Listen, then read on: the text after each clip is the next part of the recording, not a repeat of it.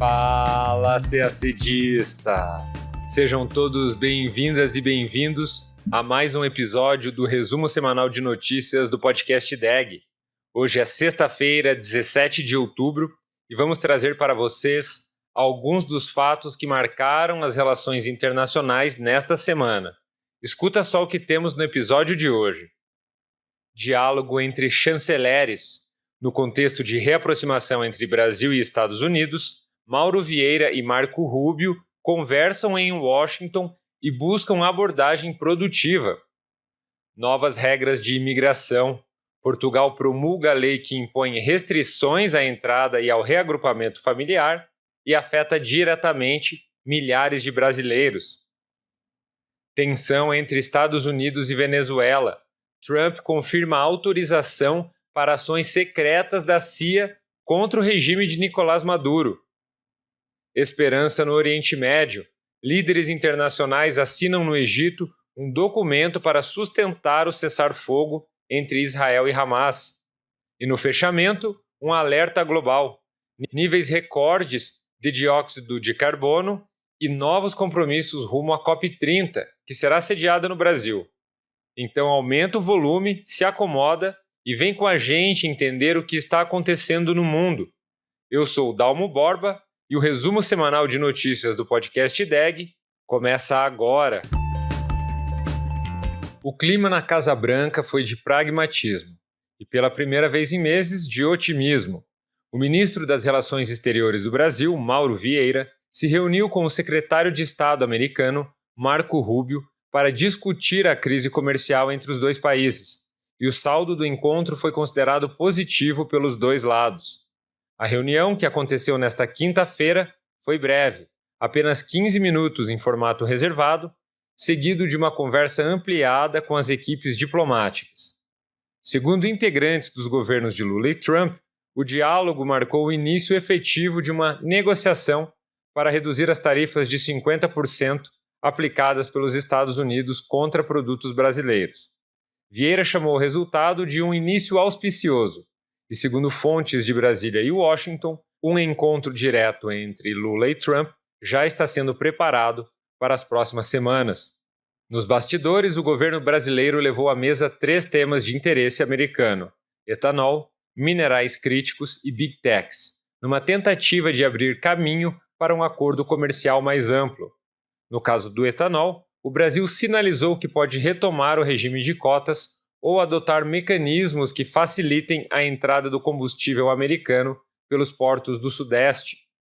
A ideia é mostrar boa vontade sem prejudicar os produtores do Nordeste, que têm menor competitividade e são mais vulneráveis a uma abertura brusca do mercado.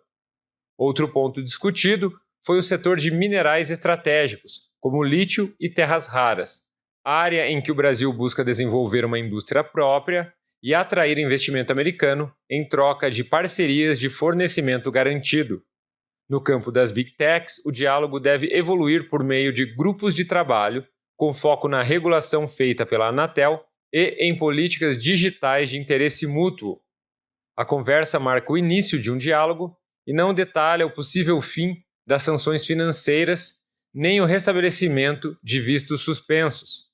Mas o tom da reunião foi visto como uma aproximação concreta desde que a guerra tarifária começou. Nos corredores da diplomacia, a percepção é clara. Brasil e Estados Unidos voltaram a conversar seriamente e com disposição de avançar. Portugal acaba de aprovar a nova Lei dos Estrangeiros, e as mudanças afetam diretamente os brasileiros que vivem ou pretendem viver no país. O presidente Marcelo Rebelo de Sousa sancionou nesta quinta-feira a segunda versão da lei, que endurece o processo de reagrupamento familiar e impõe mais controle sobre a entrada de imigrantes. Agora, quem mora legalmente em Portugal só poderá trazer a família depois de 1 ano de residência e ainda precisa comprovar que vive com o cônjuge há pelo menos 1 ano antes da mudança. A exceção vale para famílias com filhos menores ou pessoas declaradas incapazes. A medida faz parte da promessa de campanha da Aliança Democrática, coalizão de centro-direita liderada pelo primeiro-ministro Luiz Montenegro, que tem adotado um discurso mais rígido sobre imigração. A primeira versão da lei chegou a ser barrada pelo Tribunal Constitucional, que considerou alguns trechos inconstitucionais. O texto foi reescrito e aprovado por ampla maioria, 160 votos a favor e 70 contra, depois de um acordo entre o governo e o partido de ultradireita Chega, que vem ganhando força no parlamento. O novo conjunto de regras busca alinhar Portugal às diretrizes da União Europeia. Isso significa que não será mais possível entrar no país como turista e depois regularizar a situação. Os vistos precisarão ser solicitados ainda no país de origem, e o visto para procura de emprego passa a ser limitado a profissionais altamente qualificados.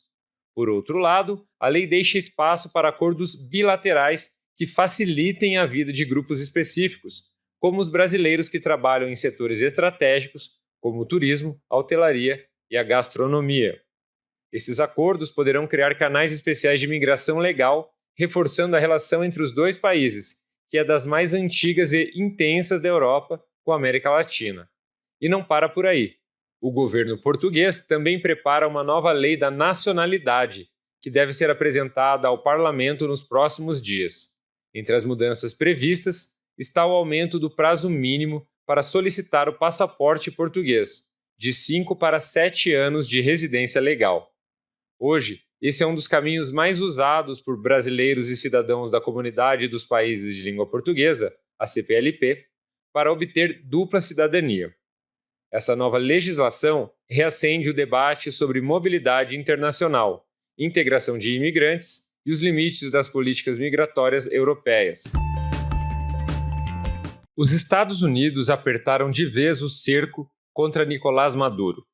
Nesta semana, o presidente Donald Trump confirmou que autorizou a CIA a conduzir operações secretas dentro da Venezuela, com o objetivo declarado de pressionar o regime e enfrentar o narcotráfico.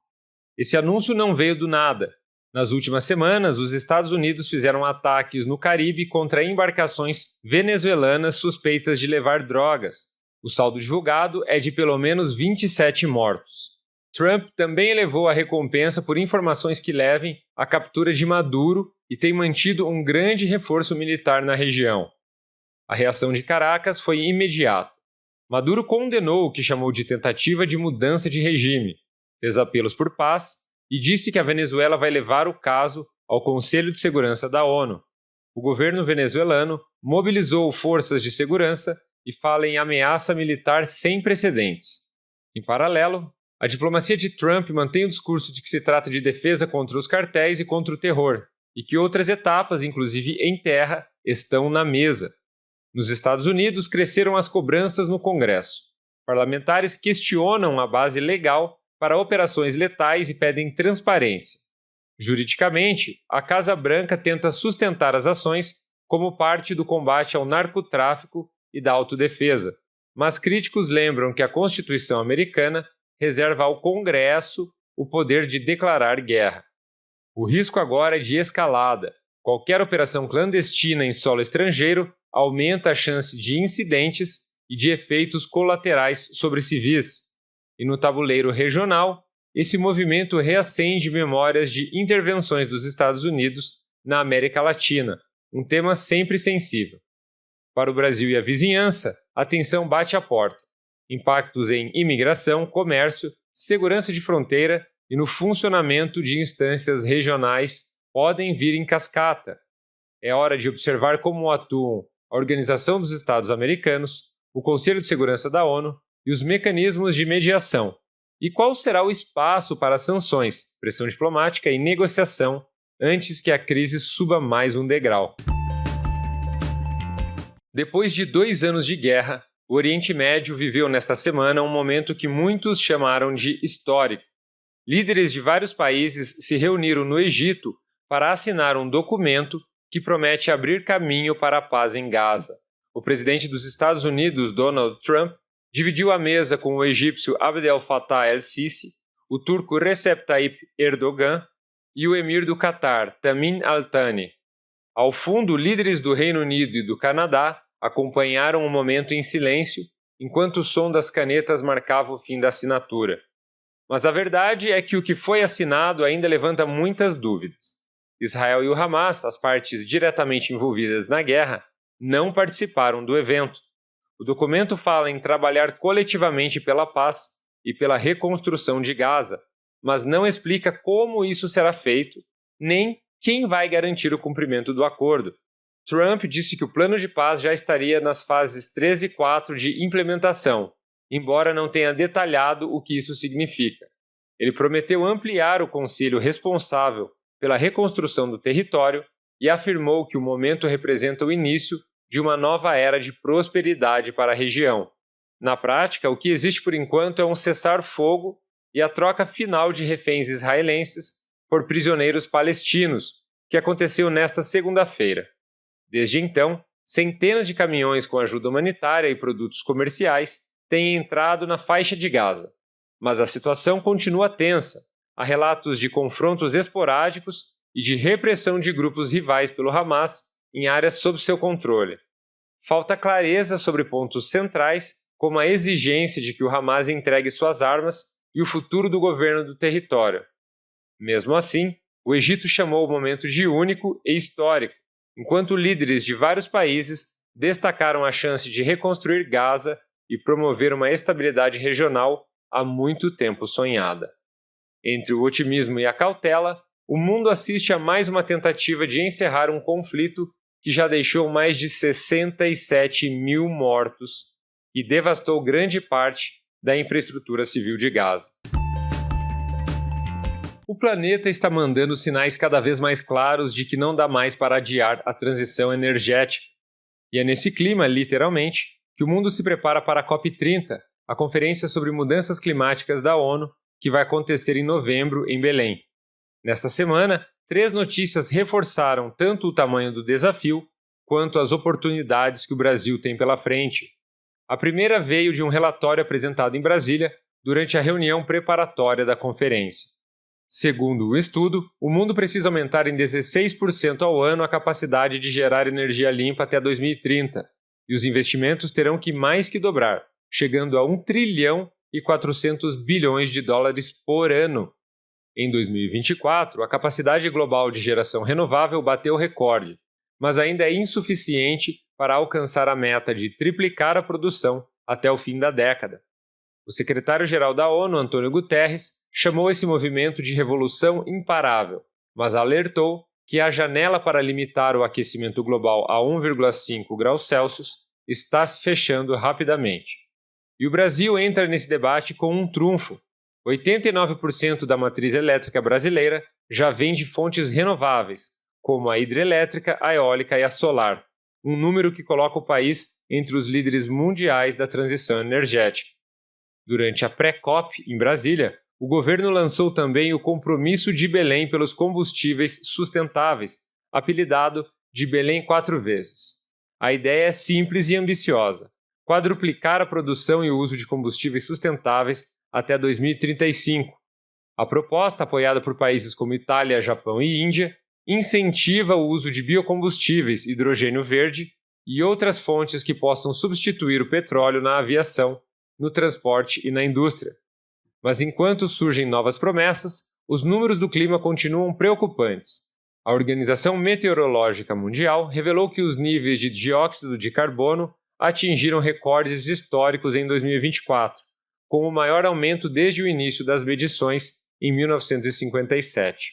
Desde os anos 60, a concentração de CO2 na atmosfera triplicou e hoje chega a quase 424 partículas por milhão.